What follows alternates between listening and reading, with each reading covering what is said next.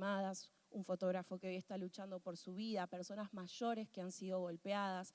Y todo eso genera dolor, genera tristeza en el corazón, porque nos duele. Yo no sé cómo lo ves vos, cómo lo vivís, pero a mí me duele ver a mi país tan mal. Me duele ver a mi país pasando momentos tan difíciles, personas que luchan por sus derechos, personas que todos los días tratan de básicamente sobrevivir porque quizás no llegan a fin de mes con la plata, porque pasan distintas necesidades de toda índole, no solo económicas, y que muchas veces se sienten invisibles para el Estado, para las autoridades, para otras personas incluso. Y todo esto genera divisiones a nivel político, divisiones a nivel ideológico, divisiones también en otros aspectos, ¿no? El feminismo, el aborto, la homosexualidad, todo está dividido, ¿no? Como los que sí por un lado, los que no por el otro, y todo lo vemos como por bandos. Y en estas semanas, como que el Señor inquietaba mi corazón y yo les comentaba a los voluntarios a la mañana que resonaba esta pregunta, ¿no? En mi mente y en mi corazón de qué posición va a tomar la iglesia frente a la realidad que nos toca vivir. ¿Qué posición vamos a tomar nosotros? Porque la iglesia no es este edificio nada más. Sabemos que la iglesia somos nosotros. La iglesia es nuestra vida. Nosotros somos el templo del Espíritu Santo y hay una responsabilidad que recae sobre nosotros en este tipo de situaciones, en este tipo de circunstancias. Porque una cosa es sentarnos en el sillón, prender la televisión y mirar lo que está pasando y decir, uy, qué macana, bueno, voy a estar orando. Y otra muy distinta es tomar acción. No porque la oración nos sirva, claro que sí, pero además de la oración necesitamos la acción. ¿Cuántos están de acuerdo en esto? Entonces la pregunta es, ¿qué posición vamos a tomar? Porque no podemos ser parte de los que hieren, no podemos ser parte de los que dividen, de los que fomentan el odio, de los que profundizan las famosas grietas, de los que profundizan las diferencias, de aquellos que generan conflictos, divisiones, que levantan murmuración, de aquellos que usan sus redes sociales para destruir al que piensa distinto. Y quizás todos en algún momento lo hemos hecho, pero gracias a que Dios nos enseña, nos instruye, decimos, Señor, si esto no va a sumar, prefiero guardármelo. Si esto no va a bendecir, prefiero quizás no confrontar, porque sé que voy a estar siendo responsable de algo malo, de algo que va a traer consecuencias negativas, ¿no? Entonces, como iglesia necesitamos tomar nuestro lugar. ¿Y cómo lo hacemos? Haciendo básicamente lo mismo que el Padre hizo con nosotros. Por eso yo quiero que vos pienses en todo lo que recibiste de parte de Dios desde el primer momento en el que lo conociste. Que puedas tomar un momento antes de que avancemos en la palabra y hagas memoria de la bondad de Dios con tu vida, de todas aquellas cosas que no tenías, que te faltaban, de todas aquellas situaciones que te dolían, que te habían marcado, te habían dañado, y en las que el Señor obró, en las que el Señor te mostró su gracia, te mostró su favor. ¿Por qué quiero que hagamos esto? Porque de eso mismo que vos recibiste, eso mismo que vos experimentaste, hoy hay un llamado a que lo compartas, a que lo des. Necesitamos como iglesia levantarnos en unidad, levantarnos para poder ser aquellos agentes de reconciliación. Por eso quise titular este pensamiento, esta reflexión contra la corriente, porque no queremos ir con la masa, no queremos ir con el montón, haciendo lo mismo que hacen todos, sino que como iglesia queremos ir contra la corriente, pero en el buen sentido. Si hay división, nosotros queremos fomentar unidad.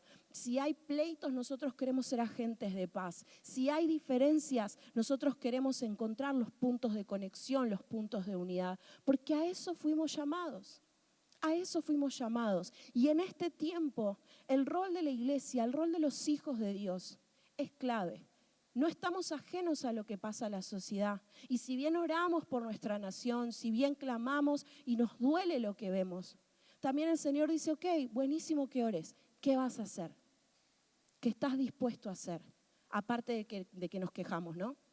De que no nos alcanza, de que si hay inseguridad y todo eso que es real y pasa y sucede y nos afecta a todos en mayor o menor medida nos afecta a todos. Pero ¿qué lugar, qué posición vamos a tomar? Y te decía recién que necesitamos tomar nuestro lugar haciendo lo mismo que el Padre hizo con nosotros. Y quiero compartirte 3 cosas alineadas a esto.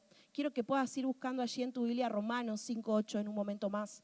Vamos a leerlo. Romanos 5:8, van a ponerlo también en la pantalla, por favor.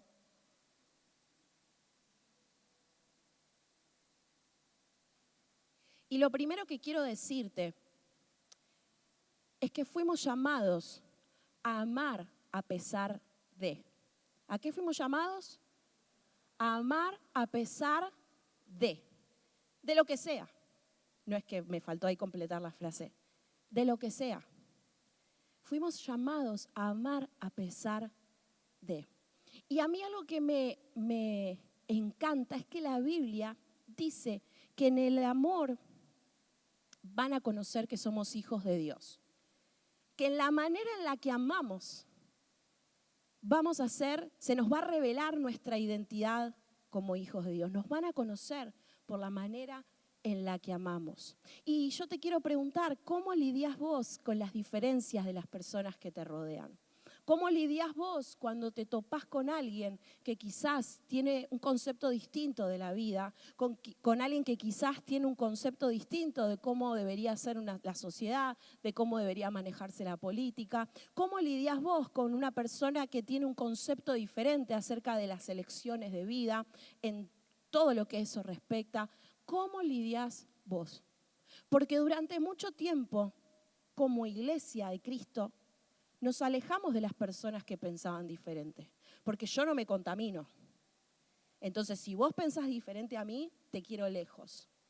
Y por supuesto que muchas veces hemos hablado, ¿no?, de aquellas personas que son de nuestro círculo íntimo, a quienes les abrimos nuestro corazón.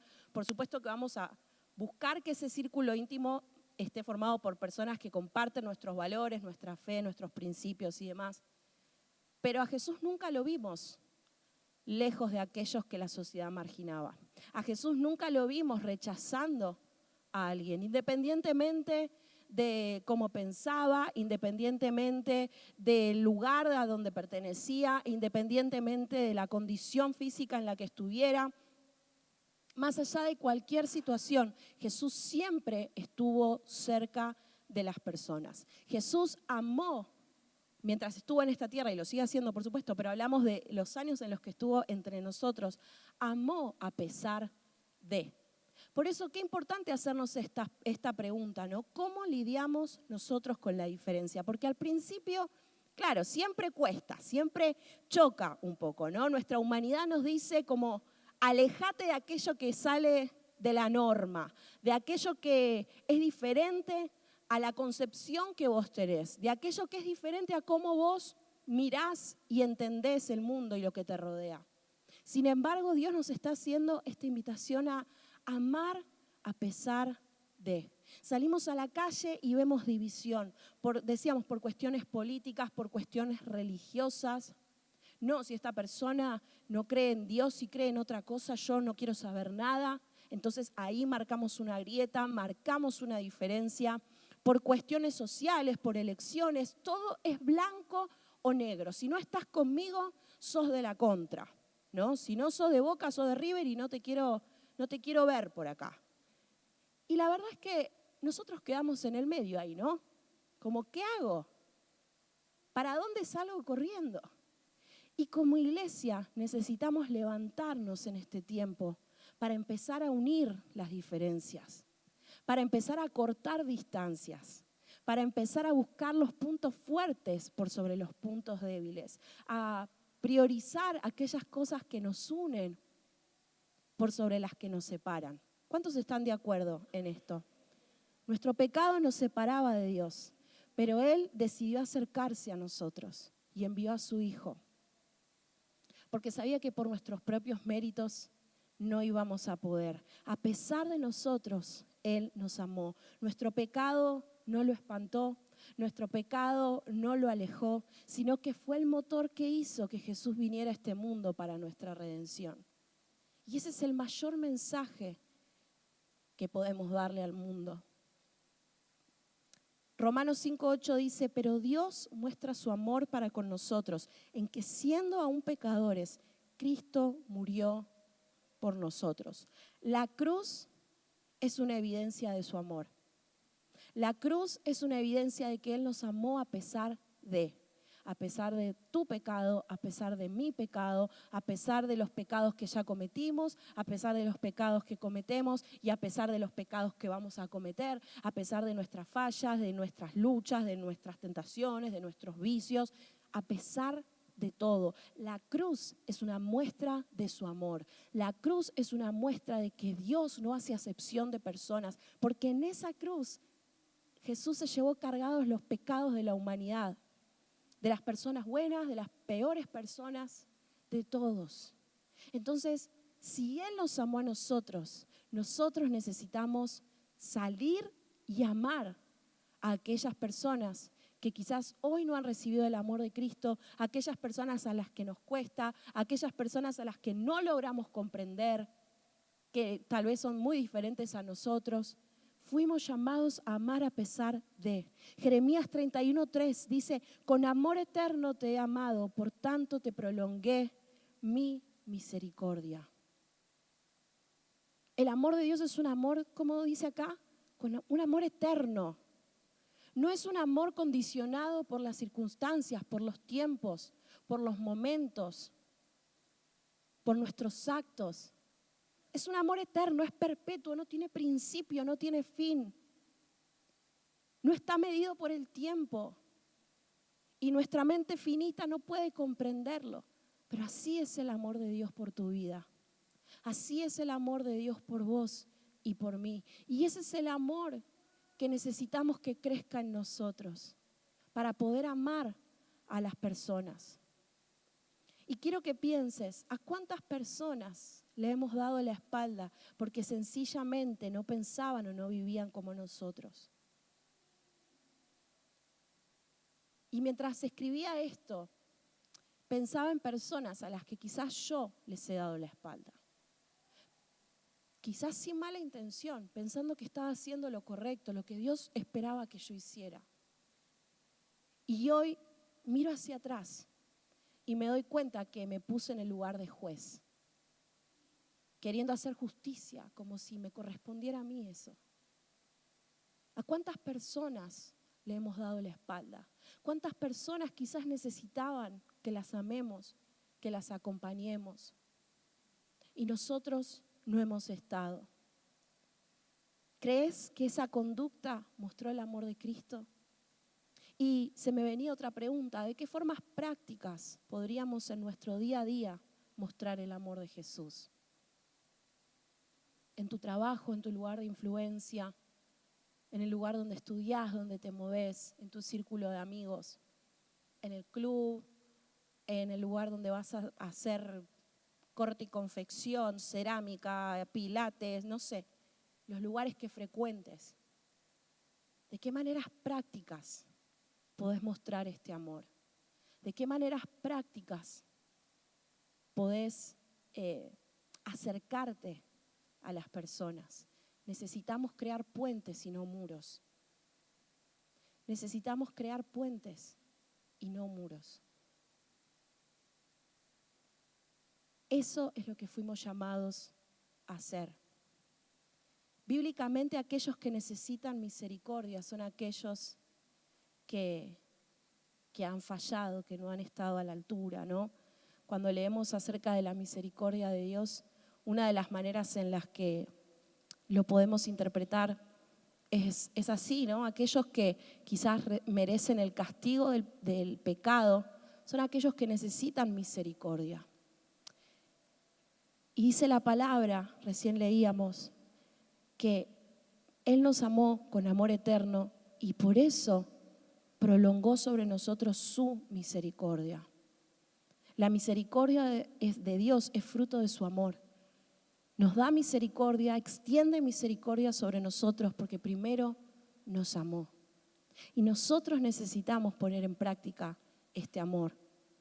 Es un amor que da misericordia, es un amor que acompaña, es un amor que sabe escuchar, es un amor que sabe perdonar, es un amor que sabe dar oportunidades, es un amor que se enfoca más, como decíamos recién, en crear puentes más que en separar. ¿Estamos dispuestos a hacer esto?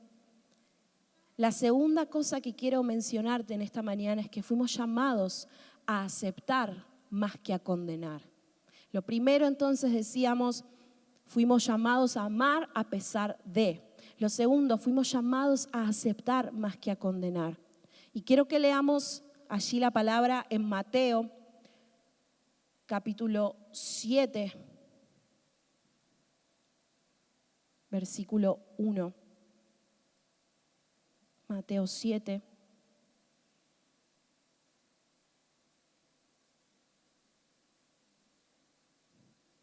Dice, no juzguéis para que no seáis juzgados, porque con el juicio con que juzgáis, seréis juzgados, y con la medida con que medís, se os medirá.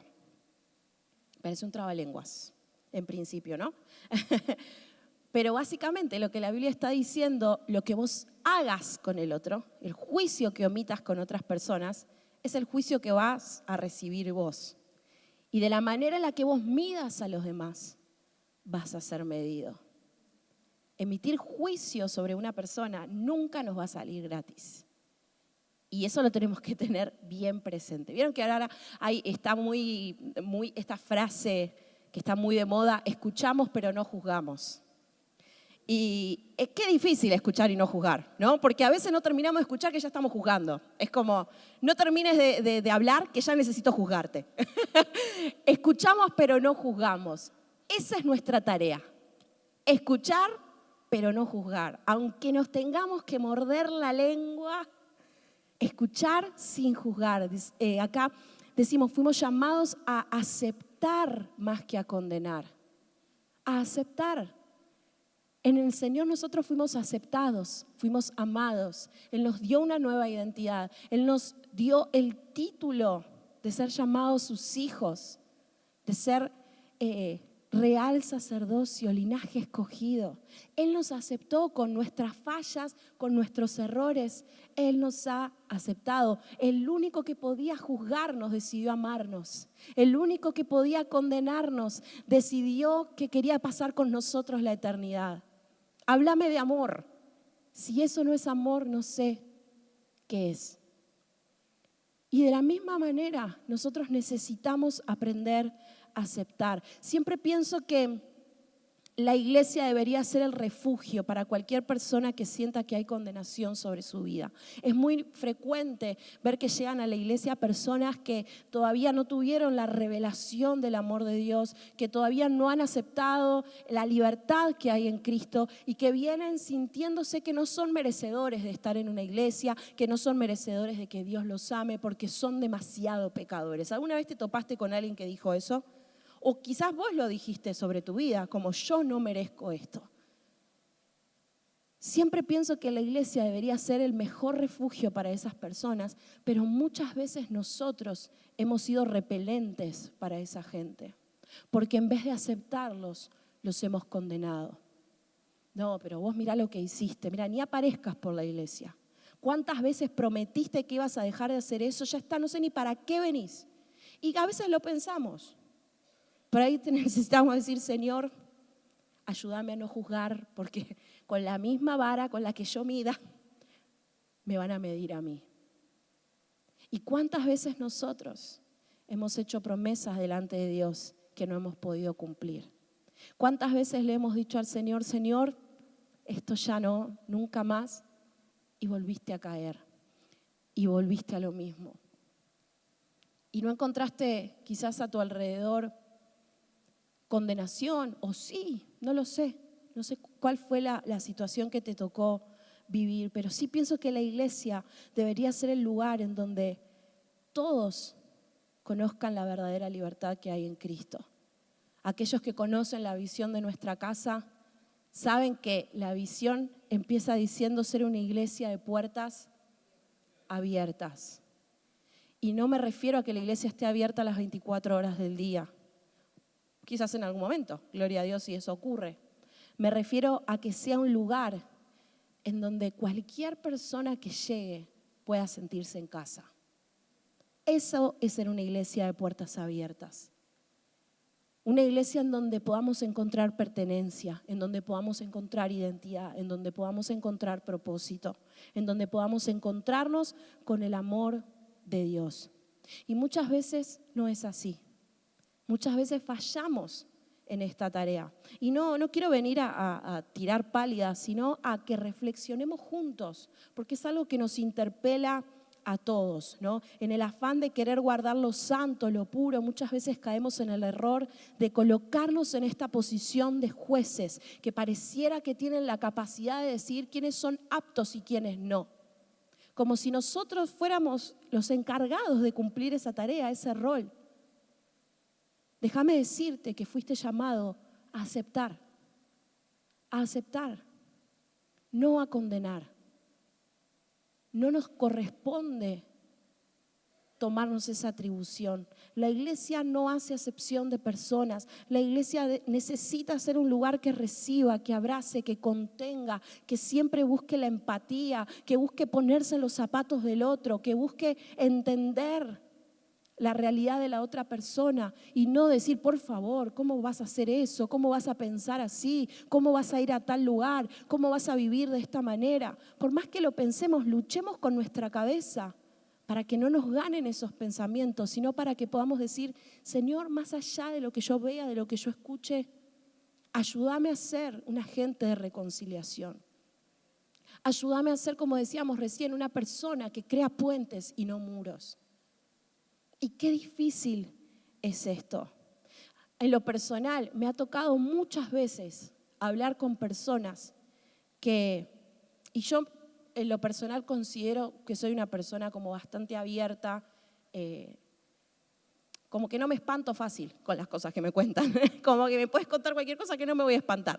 Me considero una persona de mente abierta, pero me ha pasado en algunos casos de hablar con algunas personas que han puesto en jaque mis valores, mis principios, que me chocaron. O sea, que fue como, esto que me estás diciendo me dan unas ganas de juzgarte, pero tremendas, ¿no? Me pasó en más de una ocasión que pusieron en jaque mi forma de ver la vida. Me he encontrado quizás en situaciones donde después de escuchar atentamente a la persona, lo primero que quise hacer era emitir un juicio.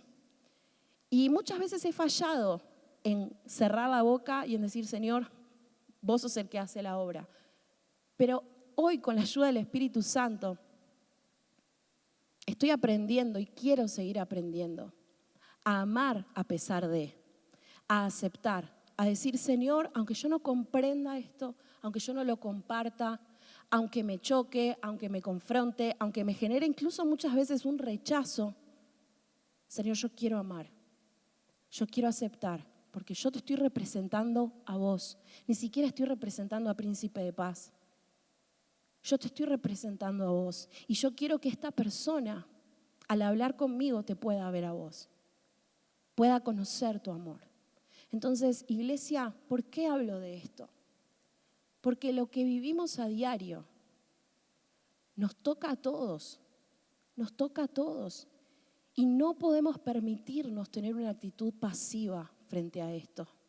No podemos, como decía al principio, quedarnos en este lugar de ser los que siguen profundizando las diferencias, las grietas, los que fomentan el odio, los que fomentan las peleas, los que se suman a grupos de personas que tal vez generan divisiones, diferencias, porque estaríamos siendo irresponsables con la tarea que nos ha sido encomendada. Y esto que te estoy diciendo no es algo que se me ocurrió a mí, es lo que el Señor hizo con nosotros. Él nos amó, Él nos aceptó. Y también lo hizo para que nosotros podamos reproducirlo en otras personas. ¿Estás de acuerdo en esto? Y lo último que quiero mencionarte hoy, ya pueden ir viniendo los chicos, es que fuimos llamados a integrar más que a esparcir, a integrar. No solamente amar y aceptar, sino hacerlos parte. A sumar a aquellas personas que todavía no se han encontrado con el amor de Dios. Aquellas personas a las que tal vez nos cuesta amar, aquellas personas que, como decimos, a veces son nuestra lija, ¿no? Porque pulen ahí nuestro carácter y nos llevan a los extremos a veces, ¿no? de nuestro carácter, de nuestra personalidad. Fuimos llamados a integrar más que a esparcir. Y al hablar de esto me es inevitable pensar en una historia que está en la Biblia que me conmueve, que es Jesús con la mujer adúltera. Quiero que podamos leer allí en Juan 8, versículo 1. Juan 8, 1. Dice, todos se fueron a casa, pero Jesús se fue al monte de los olivos. Al amanecer se presentó de nuevo en el templo. Toda la gente se le acercó y él se sentó a enseñarles. Entonces los maestros de la ley y los fariseos llevaron a una mujer sorprendida en adulterio y poniéndola en medio del grupo dijeron a Jesús, Maestro, a esta mujer se la ha sorprendido en el acto mismo de adulterio. En la ley Moisés nos ordenó apedrear a tales mujeres. ¿Tú qué dices? Con esta pregunta le estaban tendiendo una trampa para tener de qué acusarlo. Todo el tiempo los fariseos buscaban hacerle pisar el palito a Jesús. Y Jesús jamás lo pisó, ¿no? Pero Jesús se inclinó y con el dedo comenzó a escribir en el suelo. Y como ellos lo acosaban a preguntas, Jesús se incorporó y les dijo, aquel de ustedes que esté libre de pecado, que tire la primera piedra. E inclinándose de nuevo, siguió escribiendo en el suelo. Al oír esto se fueron retirando uno tras otro, comenzando por los más viejos hasta dejar a Jesús solo con la mujer que aún seguía allí. Entonces él se incorporó y le preguntó, mujer, ¿dónde están? ¿Ya nadie te condena? Nadie, Señor. Jesús dijo, tampoco yo te condeno. Ahora vete y no vuelvas a pecar. Básicamente la enseñanza de Jesús en esta historia es que todos los que la juzgaban estaban básicamente en la misma situación de ella. Quizás no eran adúlteros, pero no estaban libres de pecado. Jesús, con esa pequeña frase del que esté libre de pecado, que tire la primera piedra, los confrontó al extremo. Dijo, ustedes que quieren apedrearla, que quieren marginarla, que quieren separarla y hacerla ver como que ella es indigna, miren primero su vida. Miren primero cómo están ustedes. Y si de verdad están en una posición en la que pueden condenarla, apedrearla, emitir juicio. ¿Cuántas veces sin darnos cuenta hemos generado divisiones? Hemos apartado personas porque quizás tenían dificultades en su conducta, porque reincidían una y otra vez en las mismas situaciones por las que ya habían pedido ayuda o porque, no sé, por distintas situaciones. ¿Cuántas personas hemos dejado de lado? Las hemos ignorado, les hemos dejado de responder mensajes, les hemos dejado de hablar porque sentimos que no valían la pena, que no merecían nuestra atención, que no merecían nuestro tiempo, que no merecían nada de nosotros. Y generamos divisiones. Jesús no la excluyó ni la condenó, sino que con amor extendió perdón sobre su vida, la amó y le dio una nueva oportunidad. Le dijo, ya está, andá y no peques más. Pero la perdonó en el mismo momento en el que la tuvo delante.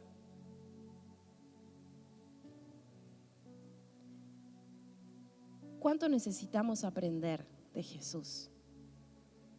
¿Cuánto necesitamos aprender de su corazón, de su humildad, de su humanidad también? ¿Cuánto necesitamos aprender de Él? Tenemos la responsabilidad de hacer que los pecados y las situaciones de otras personas no sean motivo de división, ni sean un impedimento para que el amor de Dios pueda fluir en medio de su iglesia.